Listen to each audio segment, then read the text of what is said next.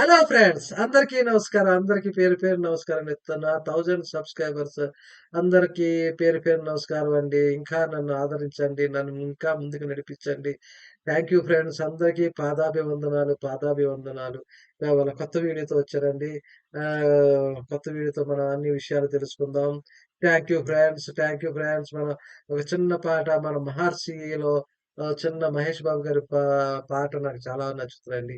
పద పదర పదర పదరా నీ అడుగుకి పదును పెట్టి పదరా నీ ఈ అడవిని చదును చెయ్యి మరి వెతుకుతున్న సిరి దొరుకుతుంది కదరా పదర పదర పదరా ఈ పుడమని అడిగి చూడు పదరా ఈ గెలుపును మలుపు ఎక్కడను ప్రశ్నలన్నిటికీ సమాధానమిదరా అంటూ అతను చాలా ఆ పాట ఎంతో మందిని ఉత్సాహపరిచిందండి. మోటివేషన్ చేసిందండి. చాలా మంది కొత్త కొత్త రైతులు వచ్చారండి. ఇంకా అందరూ రావాలి, అందరూ రావాలి. మన కొత్త స్టోరీ తెలుసుకుందామండి. మన శ్రీదేవి అనే ఒక స్టోరీ ఆఫీస్‌లో ఆమె ఉన్న భయాలు, ఇంట్లో ఉన్న భయాలు, ఆమె మనసులో ఉన్న భయాలు ఒక స్టోరీలా తెలుసుకుందామండి. Thank you friends. మన మనసుల్లో మన పట్ల అనేక అనుమానాలు, అనేక దురభిప్రాయాలతో పాటు ఇతర వ్యక్తుల పట్ల, ఇతర సంఘటనల పట్ల, జీవితంలో ఎదురయ్యే అనేక సన్నివేశాల పట్ల అనేక భయాలు గూడు కట్టుకుంటూ ఉంటాయండి. మన మనసులో ఎప్పుడు చిన్నప్పుడు మనం సారీ. చిన్నప్పుడున్న భయాలు, బాధలు మనలో ఎనక వెంటాడుతూ ఉంటాయి ఆ భయాలు. చూడండి ఆ ఫోటోలో చూడండి ఆ శ్రీదేవి ఎనక యొక్క ఎప్పుడో చిన్నప్పుడు ఆ ఫ్రెండ్స్ ఏడిపించటం, లేపోతే స్కూల్‌లో టీచర్‌లు గొడవ పడటం, పనిష్మెంట్ ఇవ్వటం. మనలో ఎక్కడో సబ్‌కాన్షియస్ మైండ్‌లో ఉండిపోతాయండి. ఇన్నర్ చైల్డ్‌లో ఉండిపోయి మన భయం చూడండి మనం చీకటంటే భయం అనగానే చీకట్లోకెళ్ళాం. మర్రి చెట్టు దగ్గర దెయ్యాలున్నాయి అందుకని మనం సినిమా చూసాం. ఆ దెయ్యాల దగ్గరికి ఎళ్ళలేము. ఆ చిన్న కుర్రోడు ఎవరెళ్లి చిన్నప్పుడు ఆ మాటలు విని బిలీఫ్స్ నమ్ముకున్న ఆ చెట్టు దగ్గరికెళ్ళిపోయి చనిపోయాడక్కడ. ఆ దెయ్యం ఉందో లేదో కానీ ఆ భయానికి చనిపోయాడతను. కాబట్టి మన భయం చాలా డేంజర్ అండి. మనం చాలా చిన్న చిన్న డేంజరు. మిమ్మల్ని వేధించే భయాలేవో మునుముందుగా గుర్తించండి. మనలో ఉన్న భయాలేమిటి? మనల్ని ఎందుకు ఇలాగా మనం భయపడుతున్నాం? చీకటంటే భయం. చీకటంటే భయం అంటే మనం తెలుసుకొని సైకాలజిస్ట్ దగ్గరికెళ్ళి ఆ చీకటిలోని అధిగమించాలి. ఆ చీకట్లో ఉన్నప్పుడు, ఆ రూమ్‌లో ఉన్నప్పుడు లైట్లు ఆఫ్ చేసి, ఆ చీకటంటే మామూలుగా వెలుతురు లేకపోవటం అని గుర్తించే సైకాలజిస్టులు నేను కూడా ఎంఏ సైకాలజీ చేశానండి. Thank you friends. నన్ను ఇంకా ఆదరిస్తున్నందుకు. మిమ్మల్ని ఇంకా పైకి మీలో యొక్క డౌట్స్ అన్ని క్లియర్ చేస్తా. కొంతమందికి ప్రయాణాలంటే భయం. ఎక్కడైనా ట్రైన్ ఎక్కాలన్నా, ఏరోప్లేన్ ఎక్కాలన్నా, అలాగే పెద్ద పెద్ద బిల్డింగ్స్ ఎక్కాలన్నా భయం ఉంటుంది హైట్. జంతువులంటే భయం. పాములంటే భయం. కొంతమందికి ముసలంటే భయం. ఈ మధ్యన నేను ఒక స్టోరీ చదివానండి పేపర్‌లో. చీమలంటే భయం. కానీ చూడండి ఆ చిన్నప్పుడు చిన్నప్పుడు భయపెట్టేసి ఆ మైండ్‌లో ఉండిపోయింది. చీమలు భయం అని ఆమె ఆత్మహత్య చేసుకుందట. చూడండి అంటే ఫోబియాస్ అంటారు. మనకు చాలా ఈ ఈ చాలా భయాలుంటాయి. మన చిన్నప్పటి నుంచి కాబట్టి చిన్న పిల్లల్ని మనం జాగ్రత్తగా పెంచాలండి మన పిల్లల్ని. కొంతమందికి పరీక్షలంటే భయం. ఎగ్జామ్ అనగానే చూడండి మన చిన్నప్పుడు మమ్మీ ఎగ్జామ్‌కెళ్ళను నాకు కడుపులో నొప్పొచ్చిందంటారు. అంటే ఏంటి? Sorry friends sorry. ఆ భయం వచ్చేస్తది. పరీక్షలంటే భయం. ఎగ్జామ్స్ అనగానే భయం. కడుపు నొప్పొచ్చేసింది మమ్మీ నేనెళ్ళను. నాకు భయమేస్తుంది. అలాగా ఎగరవాడు స్కూలుకి ఎళ్ళటం మానేగానే, ట్యూషన్ ఎళ్ళటం మానేగానే మళ్ళీ పిల్లలతో ఆడుతూ ఉంటారు. ఎందుకని ఆ భయం పోగానే మళ్ళా కొత్త ఎనర్జీ వస్తుంది. కాబట్టి అన్ని మన భయాలు నెమ్మదిగా పిల్లల్లో పెట్టకూడదండి. మరికొన్ని భయాలు అస్పష్టమైన రీతిలో ఉంటాయి. ఇతరులు రిజెక్ట్ చేస్తారు. మన ఆఫీస్‌లో బాస్ మనకి ప్రమోషన్ ఇవ్వడం, మనం ఏదో మీటింగ్‌లో చెప్తుంటాం. ఇంటర్వ్యూలోకెళ్తూ ఉంటాం. ఇంటర్వ్యూలో అంటే నన్ను రిజెక్ట్ చేసేస్తారు.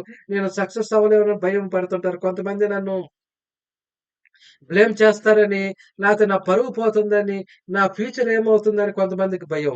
అలాగే చాలా మందిలో చాలా చాలా భయాలుంటాయి. ఆ భయాలున్న మీరు చక్కగా ఒక నోట్‌బుక్‌లో రాసుకోండి.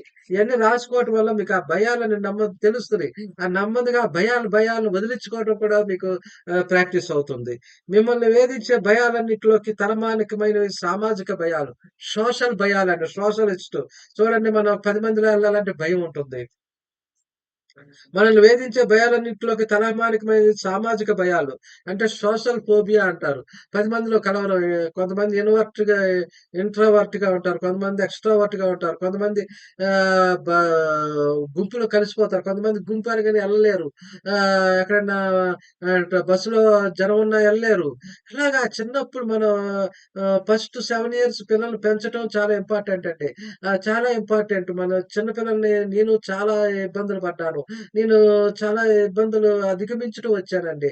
కాబట్టి నాలాగా మీరు భయపడకూడదు. మీరు సమస్యలు ఉండకూడదని ఇయన్నీ మీకు చెప్తున్నాను. నేను చక్కగా ఎంఏ సైకిల్ చేశాను, ఎంబీఏ చేశాను, బీటెక్ చేసి ఇయన్నీ ఎందుకు నాకు ఇయన్నీ తెలుసు నన్ను ఇబ్బంది పెట్టాయి కాబట్టి ఈ సమస్యలన్నీ మీకు చెప్పి మిమ్మల్ని దీని నుంచి మీరు బయట పడేయటం నాకు ఇది హ్యాపీ అండి. మీరు ఎవరైనా ఒకళ్ళొచ్చైనా బాగుపడితే ఇయన్నీ నాకదే హ్యాపీ అండి. అదే హ్యాపీ. అలా కొంతమంది ఇంటర్వ్యూలో తప్పిపోతాను. నాకు జాబ్ రాదనగానే భయం వణుకొచ్చేస్తది.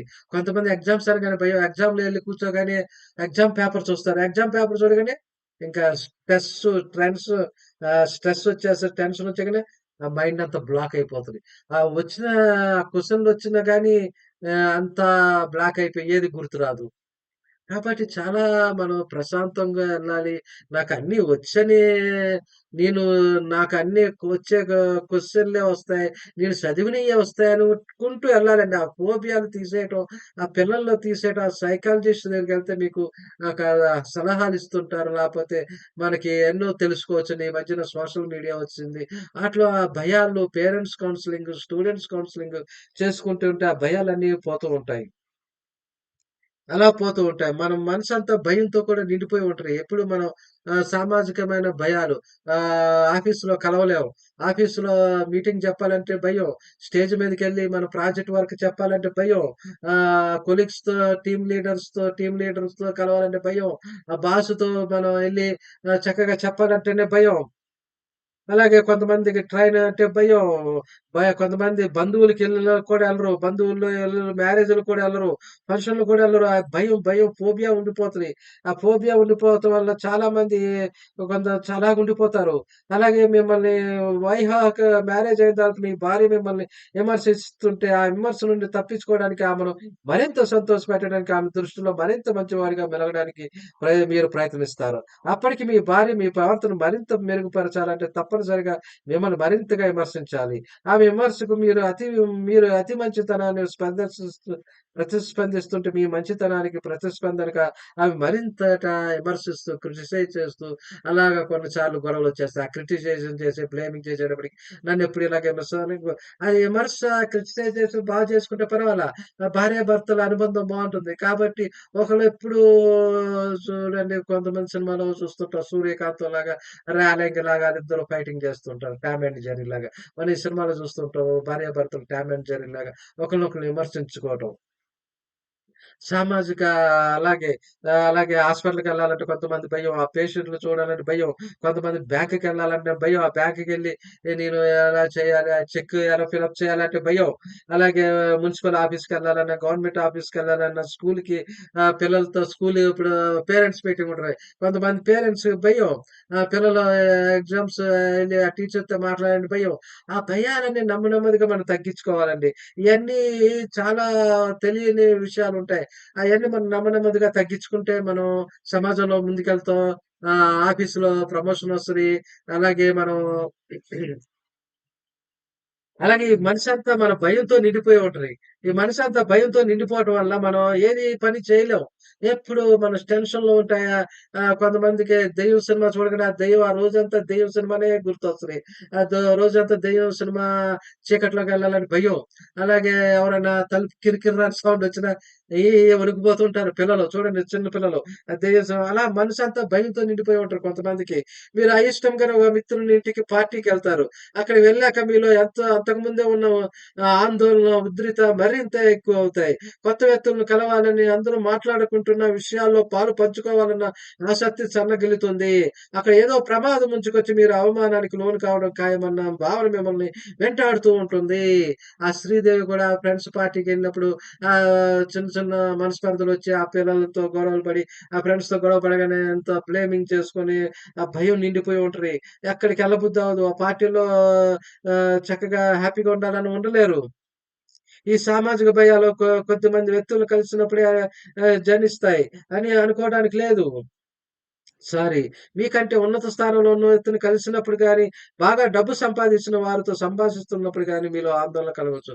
చూడండి మనం బాగా డబ్బున్నోళ్ళ కారుల్లో మన విలేజ్ నుంచి వస్తారు కొంతమంది పీపుల్ డబ్బులున్నోళ్ళని కలవాలన్నా, కారులో ఉన్నోళ్ళని కలవాలన్నా అలాగే పెద్ద పెద్ద హై స్టేటస్ ఎండీలని, సీఈఓలని కలవాలన్న మనసంతా భయంగా ఉండిపోతది.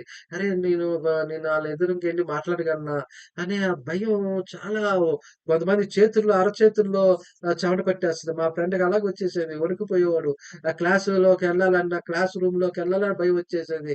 అలాగా చ కాళ్ళు కూడా అరకాలు కూడా చెమటలు పట్టేసాయి. అలాగా మనుషులంతా కొన్ని భయాలతో ఉండిపోవడం వల్ల మనకు తెలీదు చిన్నప్పుడు. ఆ భయాన్ని నెమ్మదిగా తగ్గించుకోవాలి ఫ్రెండ్స్. తగ్గించుకోవాలి. తగ్గించుకుంటేనే మనం పైకొస్తాం ఫ్రెండ్స్. పైకొస్తాం. అలాగే కొంతమంది శ్రీదేవి కూడా ఏమైంది ఇతరుల పరిస్థితులను తప్పించుకోవాలనుకోవద్దు. మనం ఇతరుల గురించి ఇతరులు నన్నే చూస్తున్నారేమో, మనం చూడండి ఇప్పుడు రోడ్డు మీద ఎళ్తుంటాం. సిగ్గున్నోళ్ళకి ఆ రోడ్డు మీద ఎళ్తుంటే కొంతమంది నవ్వుతూ ఉంటారు పక్కన. అరే! నా గురించి ఏమనుకుంటారా? నేను పొట్టిగా ఉన్నానా? పొడుగ్గా ఉన్నానా? లావుగా ఉన్నానా? సన్నంగున్నానా? నేను అలాగే అండి భయపడేవాడిని. నేను కొద్దిగా పొట్టిగా ఉండేవాడిని. క్లాస్‌లో ఉండేవాడిని. అలాగా ఫీలింగ్స్ నన్ను రోడ్డు మీద నడిచేటప్పుడు నన్నెవరైనా చూసి నేను అదే అనుకునేవాడిని. ఆ యొక్క భయాలు చాలా ఉంటాయండి పిల్లలకి. సొసైటీలో తల్లిదండ్రులు తెలుసుకొని ఆ పిల్లల యొక్క భయాలు తగ్గించాలి. ఆ టీనేజ్‌లో ఇలాంటివొస్తాయి, ఆ సమస్యలొస్తాయి. నెమ్మదిగా తగ్గించుకోండి ఫ్రెండ్స్. లేపోతే ఎక్కువగా ముదిరిపోతే సైకాలజిస్ట్ దగ్గరికెళ్ళాలి. అలాగే చక్కగా వాళ్ళని దగ్గరగా తీసుకొని వాళ్ళతో ప్రేమతో చెప్పాలి. లేపోతే ఇంకా మనల్ని ఇంకా భయపెట్టేస్తే ఇంకా భయపడిపోతారు. చూడండి టీచరు 10 మందిలో ఎళ్లి క్వెషన్ అడిగేటప్పటికే తెలీదని బెత్తంతో కొట్టేటప్పటికి చిన్నప్పుడు భయాలు అలా ఉండిపోతాయి. టీచర్ అంటే భయం అనిపిస్తది. స్కూలుకి కూడా ఎళ్ళరు. ఇతరులు ఎవరైనా మనల్ని గమనిస్తున్నారని గుర్తించినప్పుడు చాలా మంది సహజంగా ప్రవర్తించలేరు. దూరంగా నుంచున్న వ్యక్తులు అందరూ తనను గమనిస్తున్నారని గుర్తించిన వ్యక్తి నడకలో తడబాటుతనం వచ్చేస్తది. ఇలా తడబాటు వచ్చేస్తది. తుట్టు పడిపోతుంటారు. అలాగే తలదించుకుంటూ ఎళ్ళిపోతారు. ఏ పేపరో, పుస్తకం చదువుతూ ఉంటారు. అలాగే ఇయన్నీ మనల్ని చాలా సామాజికం భయాలండి. ఇంకా భయాలు కొందరు తారాస్థాయికెళ్ళిపోతాయి.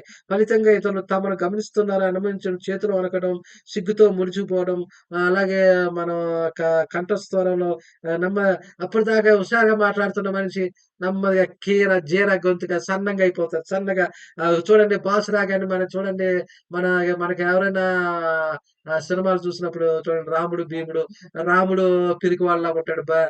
భీముడేమో ఒక మంచి హీరోలాగా మన బ అది చూడండి ఒక రాజనాల రాగానే ఎన్టీఆర్ ఎలా భయపడిపోతారు.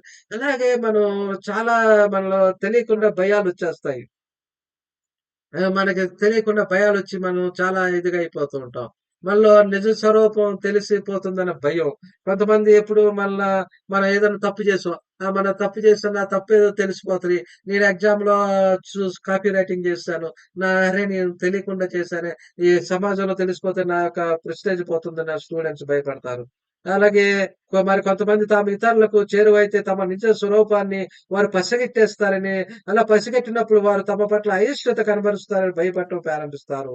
నాకు పెద్దగా తెలివితేటలు లేవని, నేను పైకి కనిపించేంత మంచివాడిని కానని ఎదుటివారు గుర్తిస్తారని, తన బలహీనతలను పసిగడతారని గత జీవితంలో తాను చేసిన పొరపాట్లు తెలుసుకొని భయపడిపోతారు.